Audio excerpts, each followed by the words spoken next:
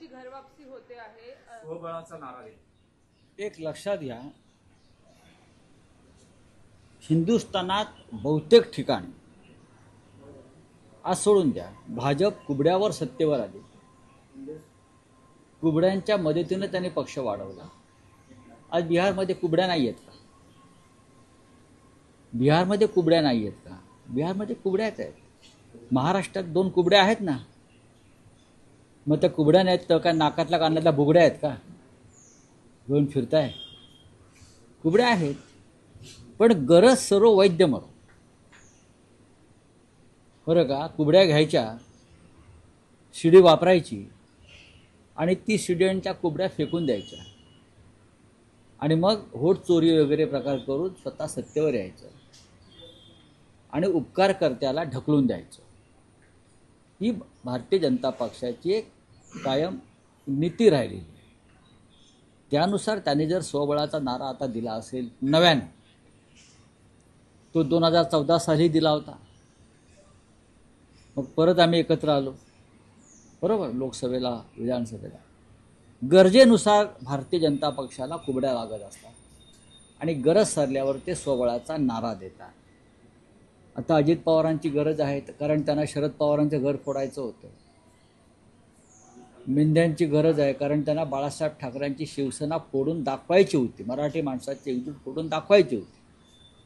आता मला वाटतं त्यांचं ते कार्य संपलं असल्यामुळे त्यांना कुबड्यांची गरज नाही असं अमित शहा म्हणतात. ते त्यांच्या व्यापारी नीतीनुसार वागतात.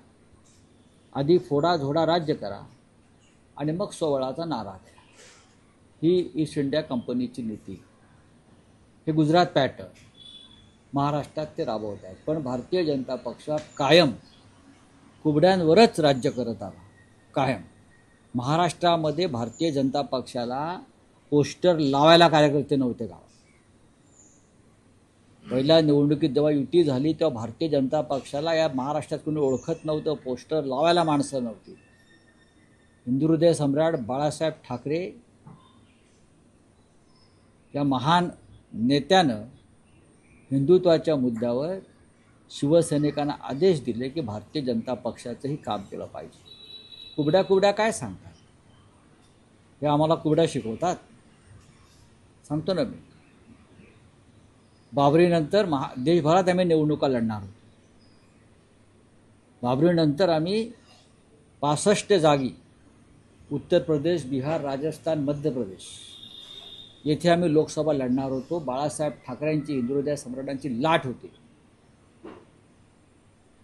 अटलजींनी विनंती केली, अडवाणींनी विनंती केली बाळासाहेबांना की तुम्ही निवडणुका लढलात तर भारतीय जनता पक्षाचं नुकसान होईल,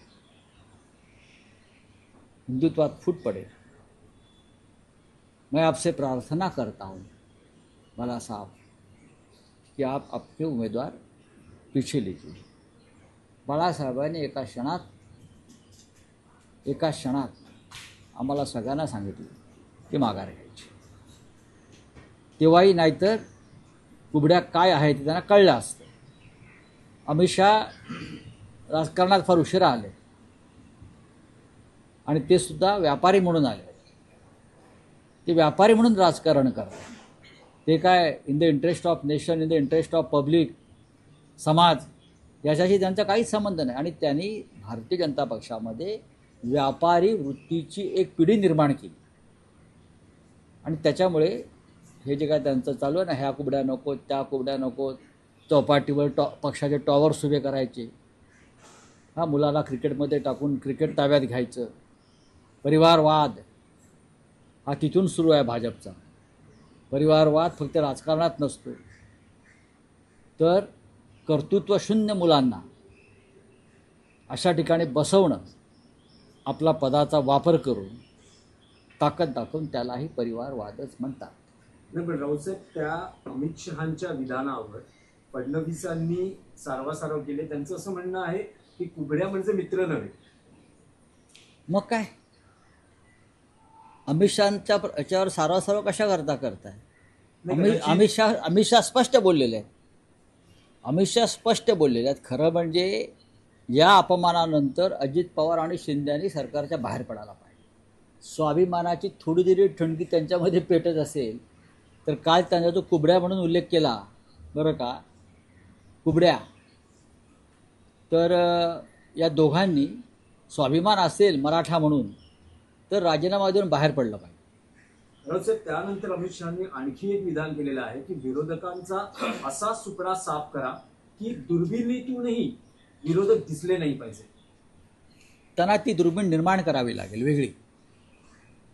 त्यांना दुर्बिणीचा नव्यानं शोध घ्यावा लागेल. या देशात लोकशाही आहे.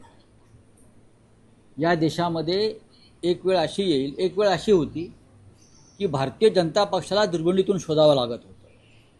आमच्यासारख्या लोकांनी भारतीय जनता पक्षाचं अस्तित्व निर्माण केलं. आणि एक वेळ अशी येईल भारतीय जनता पक्ष दुर्बिणीतूनच काय लोकांच्या नजरेलाही पडणार नाही कुठे. हे भाकीत नाही, सत्य आहे. राजकारणामध्ये चढउतार होत असतात आणि अशी तानाशाही, अशी हुकुमशाही आल्या आणि गेल्या या देशात आणि जगामध्ये. अशी भाषा वापरणारे या देशाच्या मातीतच गाडले गेलेले आहे.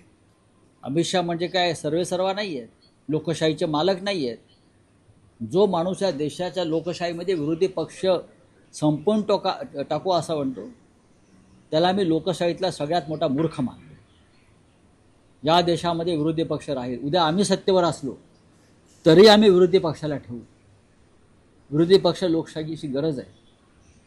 लोकसभेत राहुल गांधी आहेत म्हणून विरोधी पक्षाचा, जनतेचा आवाज हा लोकांपर्यंत पोचतो आहे. आम्ही महाराष्ट्रामध्ये विरोधी पक्षाचा आवाज बुलंद केला म्हणून तुम्ही रोज उघडे पडताय. ही भीती आहे. डरपोक लोक आहे. सत्ताधारी एवढा मोठे सर्व सत्ताधीश विरोधी पक्षांना चळाचळा कापतायत. अमित शहांच्या वक्तव्यातून ते स्पष्ट होत आहे. या वक्तव्याची दखल जग घे की इदी आमीनप्रमाणे इथे लोकशाही हे संपवायला निघालेलं आहे.